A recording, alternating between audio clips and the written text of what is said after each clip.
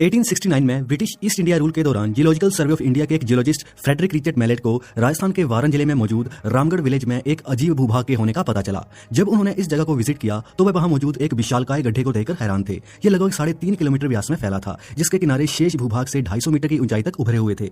ये पूरा भूभाग एक कटोरी की शेप का था, जो कि दूर से पहाड़ियों के एक समूह की तरह प्रतीत होता था। दोस्तों, उस समय मैलेट और उनके सहयोगी कुदरत की इस रचना को देखकर काफी हैरान थे, मगर वे ये नहीं जानते थे कि उन्होंने करोड़ों वर्ष पहले घटित हुई एक खगोलीय घटना के साक्ष्य को खोज निकाला है। आज के एपिसोड में हम इसी घटना के बारे में बात करेंगे और इससे जुड़ी कुछ दिलचस्प जानकारियों के बारे में जानेंगे। तो चलिए जानते हैं। लेकिन आगे बढ़ने से पहले अगर आप भी ऐसा नॉलेजेबल कंटेंट देखना पसंद करते हैं तो हमारे चैनल को सब्सक्राइब करना ना भूलें, और अगर आप चाहें तो मुझे इंस्टाग्राम पर भी फॉलो कर सकते हैं। लिंक आपको डिस्क्रिप्शन में मिल जाएगा। आज से 16.5 करोड़ वर्ष पहले पृथ्वी पर डायनासोर्स का राज था। इस अपर मिडल जुरासिक पीरियड के समय पेंजिया महाद्वीप टूटकर बिखर रहा था और इंडियन सबकॉन्टिनेंट यूरेशिया की ओर बढ़ रहा था। जियोलॉजिस्ट के अनुसार इसी समय एक उल्का 30 से 40 डिग्री के कोण से मॉडर्न डे राजस्थान के रामगढ़ इलाके से टकराई। इस इंपैक्ट के कारण एक मैसिव बाउल शेप स्ट्रक्चर का निर्माण हुआ।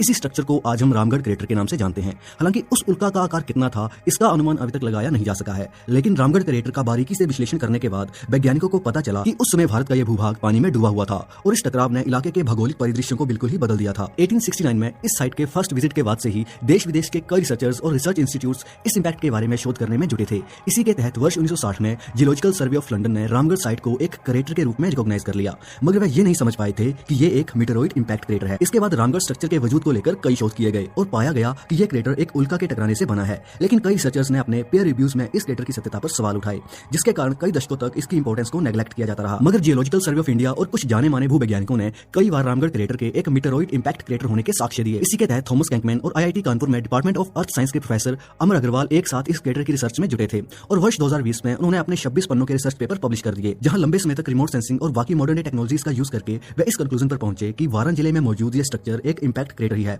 जो कि आज से 16.5 करोड़ वर्ष पहले वजूद में आया था। उनकी रिसर्च से ही ये साबित हुआ है कि उस समय राजस्थान का यह इलाका उथले पानी में डूबा हुआ था। दोस्तों, थॉमस कैंकमैन एक जाने माने जियोलॉजिस्ट हैं और वर्तमान में जर्मनी की यूनिवर्सिटी ऑफ फ्राइसबर्ग में प्रोफेसर के तौर पर अपनी सेवाएं दे रहे हैं।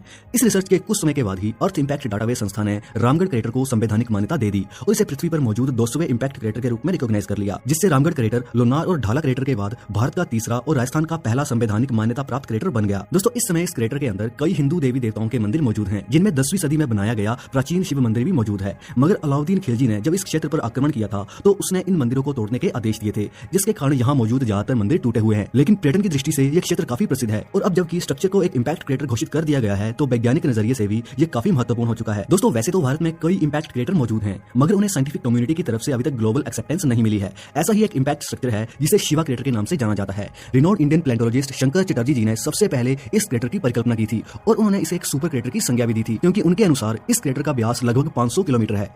रामगढ़ क्रेटर की, लेकिन सबसे पहले हम ये देखते हैं कि यह विषय चर्चा में क्यों है।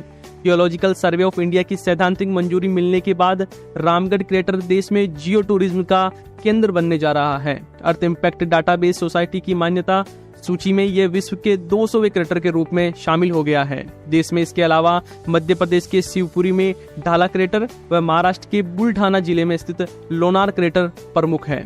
वर्ष 2020 में भारत का तीसरा व राजस्थान का पहला विश्व स्तरीय संवैधानिक मान्यता प्राप्त रामगढ़ क्रेटर करीब 650 करोड़ वर्ष पहले धरती पर गिरे उल्कापिंड से बना है। यह विंध्य पर्वतमाला के कोटा पठार पर स्थित है। रामगढ़ क्रेटर की खोज के बारे में हम बात करें तो इसकी खोज 1850 में हुए भूवैज्ञानिक सर्वेक्षण के दौरान डॉक्टर मलेट ने की थी।